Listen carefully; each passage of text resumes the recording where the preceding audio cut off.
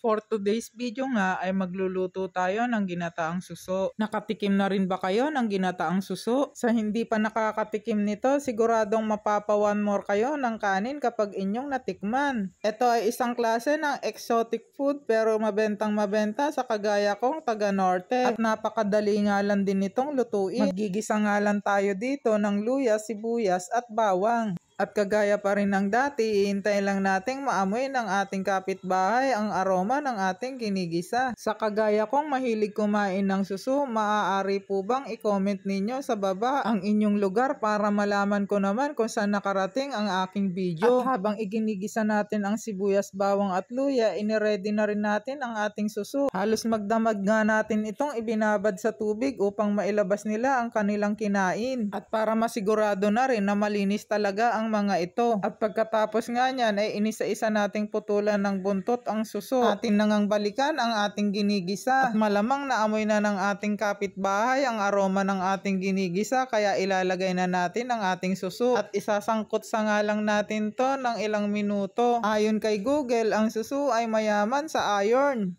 na kailangan natin para makapag-build ng red blood cell na siya magta-transport ng enerhiya sa ating katawan. O siya, may dagdag kaalaman na naman kayo sa araw na ito. Ilagyan ko nga pala yan ng sili, pantanggal ng lansa. Pakukuluan nga lang natin ito ng mga 5 minuto upang maluto ang laman ng suso. Saka natin ilalagay ang ating liputok na gata. Ito ay yung unang piga ng niyog na ating binili. At saka natin dito ilalagay ang ating mga pampalasa. Nilagyan ko nga lang ito ng konting asin at konting magic. Ang gata kasi ay medyo manamis-namis kaya mas gusto kong equal ang lasa ng alat at tamis. At ating titikman kung sakto na ang ating pagkakatimpla. Mahalaga kasi na hindi nakakaumay ang ating pagkakatimpla sa ating gata. At dahil napalambot na nga natin ang laman ng ating suso, hindi na natin ito tatakpan. Hahayaan na nga lang natin kumulo ang ating gata hanggang ito ay maluto. At para mas lalo pa itong sumarap, lalagyan ko nga ito ng aking paboritong dahon ng malunggay. At syempre, hindi ko na i-google kung ano ba ang meron sa dahon ng malunggay. Dahil alam naman natin na ang dahon ng malunggay ay mayaman sa vitamins. Malunggay pa nga lang ay ulam na sa akin. Naamoy ko nga ang